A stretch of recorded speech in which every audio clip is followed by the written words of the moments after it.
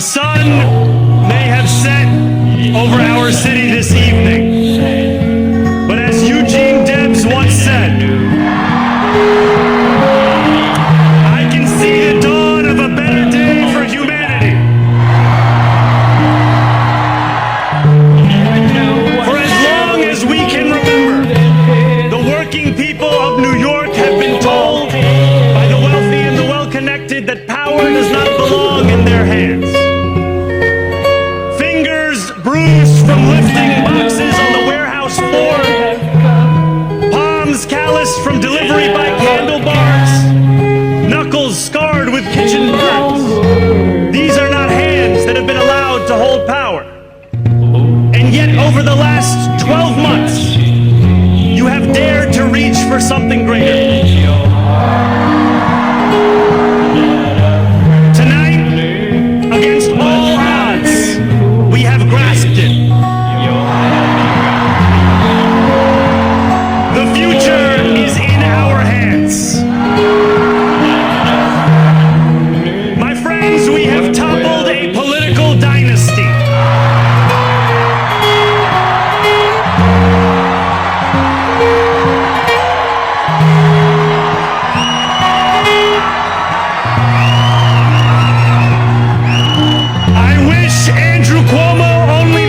In private life. But let tonight be the final time I utter his name as we turn the page on a politics that abandons the many and answers only to the few.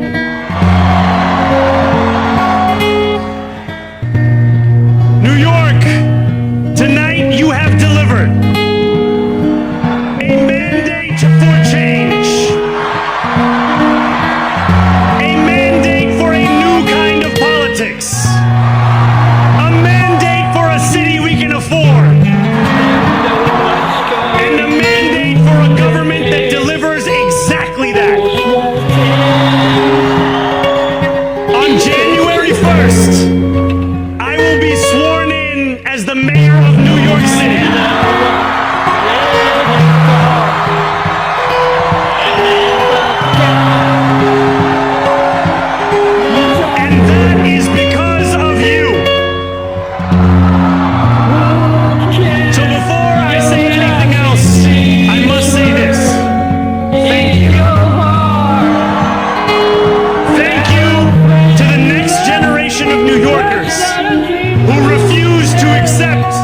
The promise of a better future was a relic of the past. You showed that when politics speaks to you without condescension, we can usher in a new era of leadership. We will fight for you because we are you. Or as we say on Steinway, ana minkum wa ilaykum.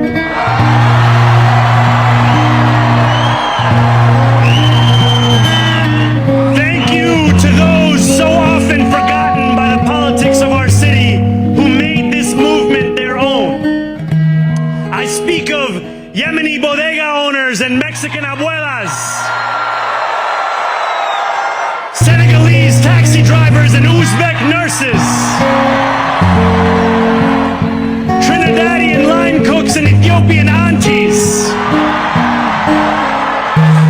Yes, aunties. To every New Yorker in Kensington and Midwood and Hunts Point,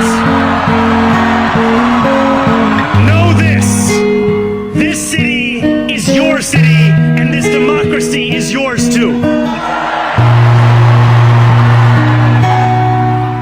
This campaign is about people like Wesley, an 1199 organizer I met outside of Elmhurst Hospital on Thursday night. A New Yorker who lives elsewhere, who commutes 2 hours each way from Pennsylvania because rent is too expensive in this city. It's about people like the woman I met on the BX 33 years ago, who said to me, I used to love New York, but now it's just where I live. And it's about people like Richard, the taxi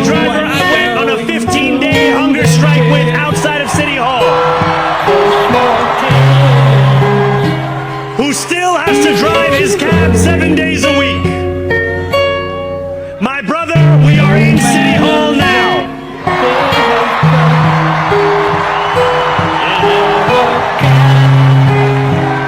This victory is for all of them, and it's for all of you.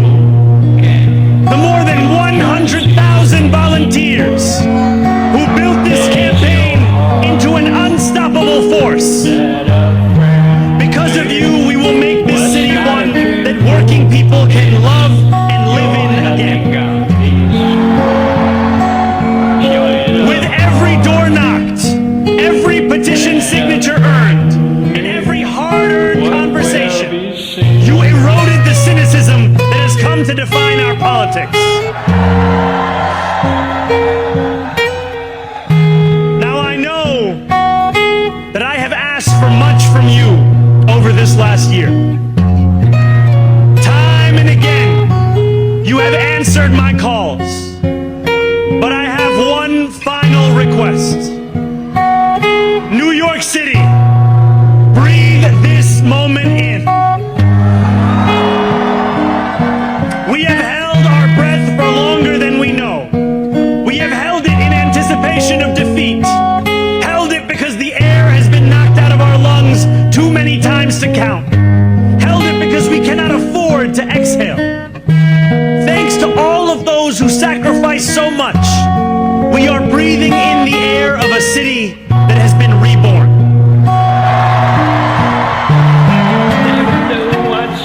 To my campaign team, who believed when no one else did, and who took an electoral project and turned it into so much more, I will never be able to express the depth of my gratitude. You can sleep now. To my parents, Mama and Baba,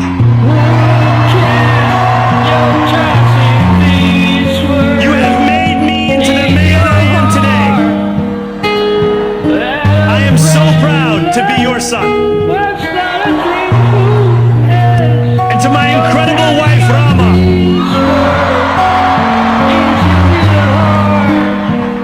Hayati, there is no one I would rather have by my side in this moment and in every moment.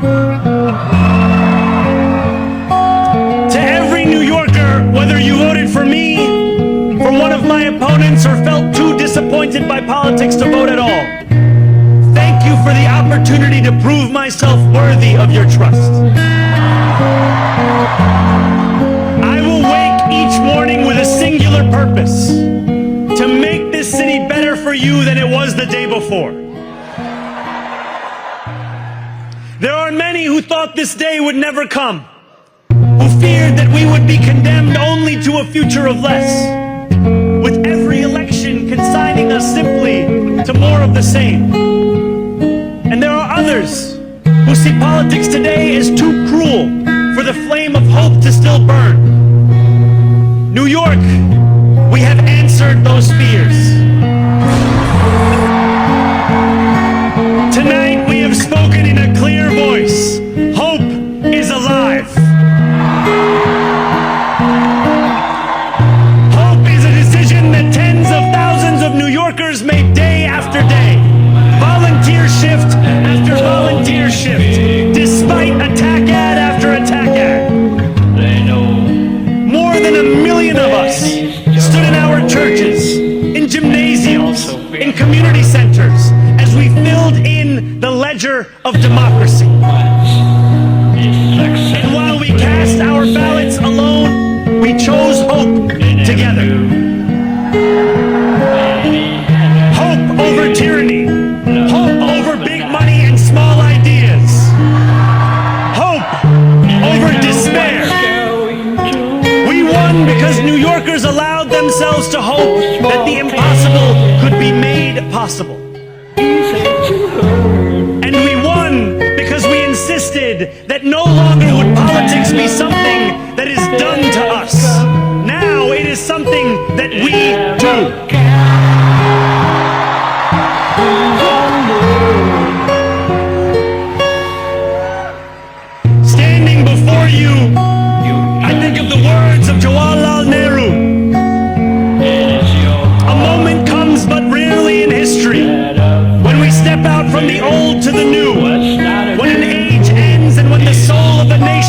long suppressed finds utterance. Tonight we have stepped out from the old into the new.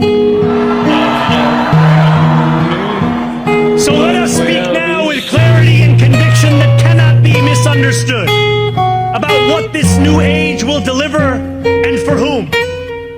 This will be an age where New Yorkers expect from their leaders a bold vision of what we will achieve, rather than a list of excuses for what we are too timid to attempt.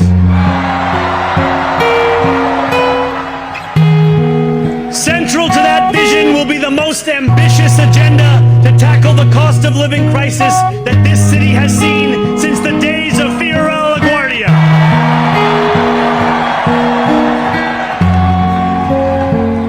An agenda that will freeze the rents for more than 2 million rent-stabilized tenants. Make buses fast and free. And deliver universal child care across our city. Years from now, may our only regret be that this day took so long to come. This new age will be one of relentless improvement. We will hire thousands more teachers. We will cut waste from a bloated bureaucracy. We will work tirelessly to make lights shine again in the hallways of NYCHA developments where they have long flickered.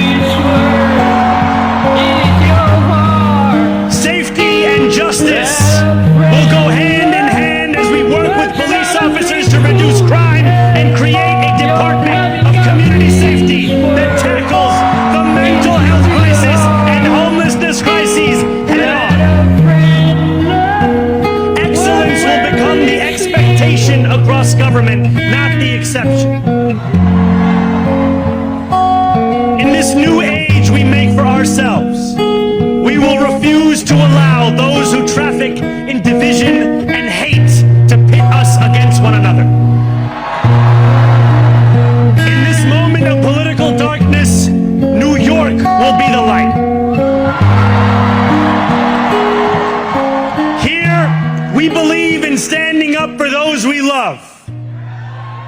Whether you are an immigrant, a member of the trans community, one of the many black women that Donald Trump has fired from a federal job, a single mom still waiting for the cost of groceries to go down, or anyone else with their back against the wall, your struggle is ours too.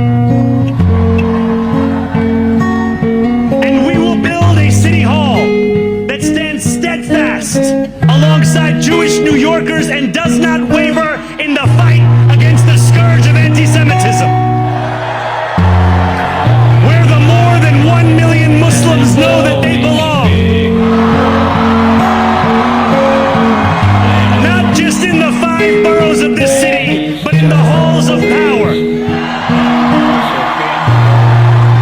No more will New York be a city where you can traffic in Islamophobia and win an election.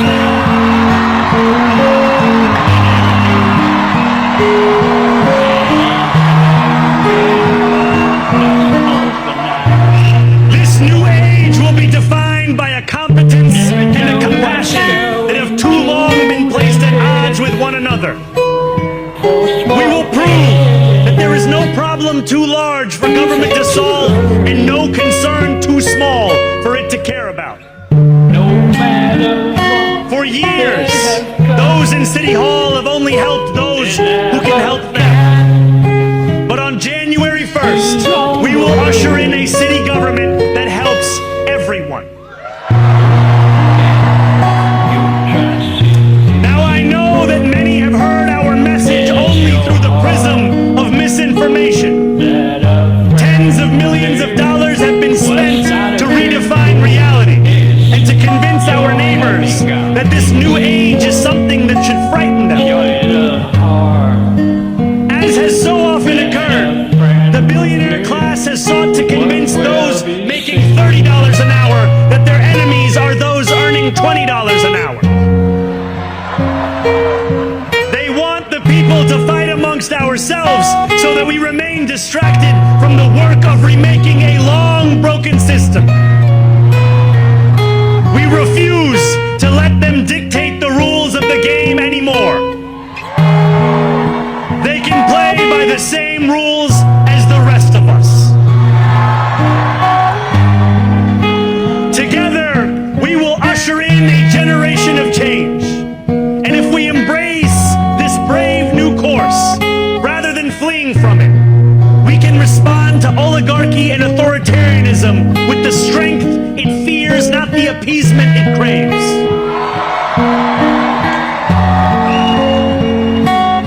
After all, if anyone can show a nation betrayed by Donald Trump how to defeat him, it is the city that gave rise to him.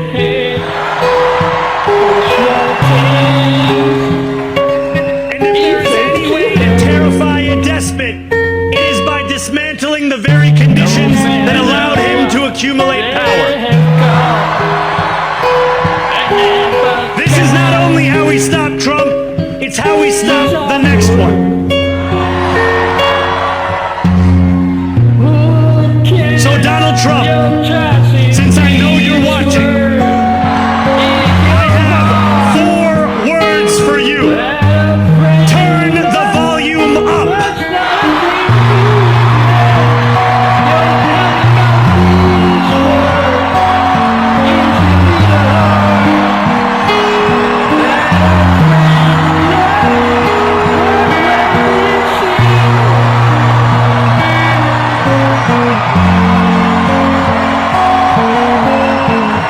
We will hold bad landlords to account because the Donald Trumps of our city have grown far too comfortable taking advantage of their tenants. We will put an end to the culture of corruption that has allowed billionaires like Trump to evade taxation and exploit tax breaks. We will stand alongside unions and expand labor protections because we know, just as Donald Trump does, that when working people have ironclad rights, the bosses who seek to extort them become very small indeed. New York will remain a city of immigrants, a city built by immigrants, powered by immigrants, and as of tonight, led by an immigrant.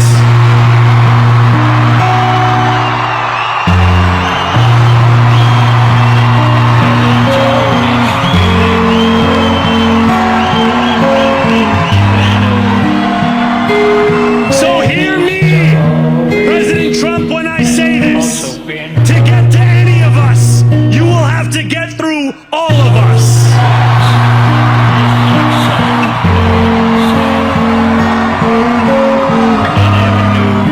When we enter City Hall in 58 days, expectations will be high. We will meet them. A great New Yorker once said that while you campaign in poetry, you govern in prose. If that must be true, let the prose we write still rhyme and let us build a shining city for all. And we must chart a new path, as bold as the one we have already traveled. After all, the conventional wisdom would tell you that I am far from the perfect candidate. I am young, despite my best efforts to grow older. I am Muslim. I am a democratic socialist. And most damning of all, I refuse to apologize for any of this. And yet, if tonight teaches us anything, it is that convention has held